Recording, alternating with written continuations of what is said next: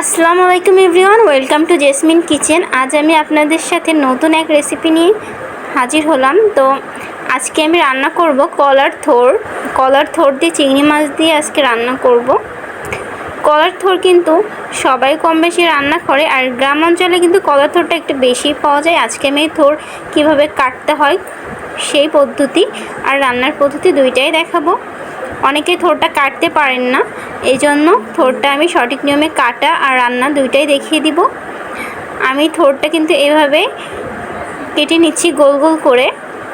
আর থোরের উপরের যে পর্দাটা থাকে ওটা কিন্তু আমি আগে থেকেই ছিলে নিয়েছিলাম। আপনারা ওটা ছুরি দিয়ে বা বটি দিয়ে যেটা দিয়ে করেন আগে থেকে উপরের খোসাটা ছিলে নেবেন। আর এবার আমি এগুলো গোল গোল করে কুচি করে নিচ্ছি। থোরগুলো কিন্তু আমি খুব ভালোভাবে ধুয়ে পানিতে ভিজিয়ে রেখেছি। এবার আমি রান্না করতে চলে আসলাম। আমি চুলায় প্যান বসিয়ে দিয়েছি, আমি তেল দিয়ে দিয়েছি। এখানে আমি চিংড়ি মাছগুলো ভেজে নিব। চিংড়ি মাছ ভাজার জন্য আমি লবণ হলুদ মাখিয়ে চিংড়ি মাছগুলো ভেজে নিয়েছি। ভাজা হয়ে গেছে, এই পর্যায়ে মাছগুলো উঠিয়ে নিয়েছি। চিংড়ি মাছের যে তেলটা আছে এই তেলের মধ্যেই কিন্তু আমি লবণ হলুদ দিয়ে আর চিংড়ি মাছ দিয়ে থোর রান্না করলে কিন্তু ভীষণ মজা হয়। এই জন্য আমি চিংড়ি মাছ দিয়ে রান্না করছি।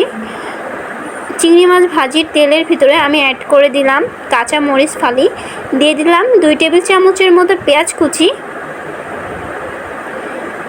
এবার একটু ভালোভাবে ভেজে নিয়ে আমি এর মধ্যে অ্যাড করে দিচ্ছি 1 টিস্পুন হলুদের গুঁড়া, 1 টিস্পুন মরিচের গুঁড়া, দিয়ে দিচ্ছি 1 টিস্পুনের মতো ধনিয়া গুঁড়া। এবার আরেকটু ভালোভাবে নাড়াচাড়া করে কষিয়ে নিব। কষানো হয়ে গেলে এই পর্যায়ে আমি কলার থোরটা অ্যাড করে দিয়েছি। যে থোরগুলো আমি পানিতে ভিজিয়ে রেখেছিলাম সেটা অ্যাড করে দিয়েছি। দিয়ে দিলাম পরিমাণ মতো লবণ। আপনারা আপনাদের পরিমাণ অনুযায়ী লবণ দিয়ে দিবেন। তারপর আমি একটু ভালোভাবে, আপনার চাইলে কিন্তু এই থোরটা আগে থেকে পানিতে ভাপ দিয়েও নিতে পারেন, কিন্তু আমি ভাপ দিইনি। আমি জাস্ট এটা ভিজিয়ে রেখেছিলাম, তারপর মশলার সাথে কষিয়ে রান্না করছি। থোরটা কিন্তু একটু নরম হয়ে আসলে, সিদ্ধ হয়ে গেলে আমি এই পর্যায়ে চিংড়ি মাছগুলো দিয়ে দিচ্ছি। চিংড়ি মাছ দেওয়ার পর আমি আর 5 মিনিট মতো একটু ভেজে নিব।